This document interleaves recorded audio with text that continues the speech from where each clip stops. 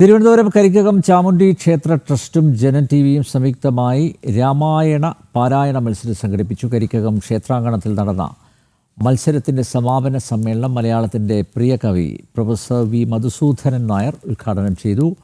വേദത്തിൻ്റെ പൊരുളാണ് രാമായണമെന്നും സത്യം പറയുവാനുള്ള ശക്തി രാമായണം പകർന്നു നൽകുമെന്നും കവി പറഞ്ഞു. ചടങ്ങിൽ മത്സരത്തിൽ വിജയികളായ മത്സരാർത്ഥികൾക്ക് പുരസ്കാരങ്ങളും സമ്മാനിച്ചു.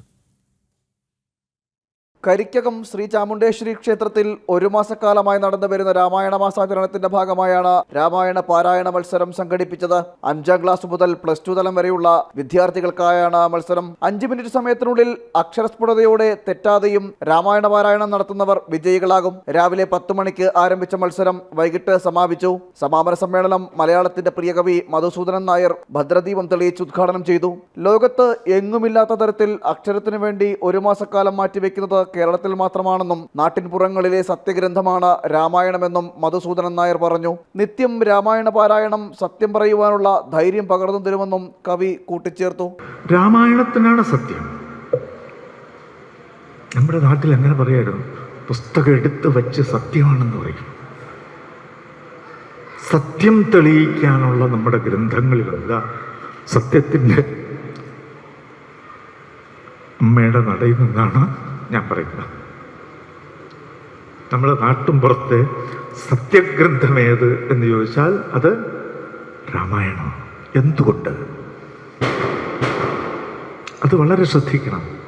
എനിക്ക് ഇന്നത് വേണമോ വേണ്ടയോ, ഇന്നതെടുക്കണമോ എടുക്കണ്ടയോ, അല്ലെങ്കിൽ ഇന്ന് ദൂരത്തു പോയ ഭർത്താവ് ഇന്ന് വരുമോ വരില്ലയോ, ചിന്തിച്ചിട്ട് പിടികിട്ടുന്നില്ല. ഓടിച്ചെന്ന് ധ്യാനിച്ച് രാമായണം കയ്യിലെടുക്കും. കിട്ടുന്ന പകുപ്പൊന്ന് പകുക്കും. പകുത്തിട്ട് 7 വരിയും 7 അക്ഷരവും തള്ളി വായിക്കും. അതിൽ തെളിയുന്ന പറയുന്നു. അറിയാമല്ലോ. കുട്ടികളെ ഉത്തമ പൗരന്മാരായി വാർത്തെടുക്കുന്നതിൽ രാമായണ പാരായണം സഹായകമാകുമെന്ന് പ്രമുഖ വ്യവസായിയും ദേവീഭക്തനുമായ ഗണേഷ് കുമാർ പറഞ്ഞു. ഈ രാമായണ പാരായണം ഒരു ശീലമായി മാറുകയും ഇത് നമ്മുടെ കുട്ടികളിൽ ഈ സംസ്കാരം വളർത്തുകയും ചെയ്യാനായിട്ട് ഏറ്റവും നല്ലൊരു സ്ഥാനം ഞാൻ കണ്ടുപിടിച്ചത് കരിക്കകം ചാമുണ്ഡി ക്ഷേത്രമാണ്. കാരണം ഞാൻ പല നല്ല കാര്യങ്ങൾക്കും ഇറങ്ങുമ്പോൾ അതിന് എന്നും എൻ്റെ കൂടെ നിന്ന് എനിക്കതിനൊരു അവസരം ഒരുക്കി തന്നത് ഈ ക്ഷേത്രവും ക്ഷേത്രത്തിൻ്റെ ഭാരവാഹികളുമാണ്. ചടങ്ങിൽ രാമായണ പാരായണ മത്സരത്തിൽ വിജയികളായവർക്ക് പുരസ്കാരങ്ങൾ സമ്മാനിച്ചു.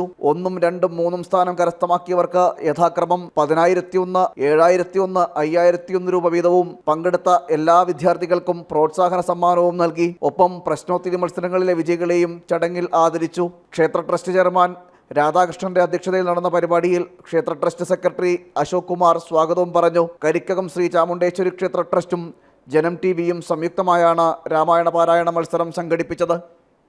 ജനം, തിരുവനന്തപുരം.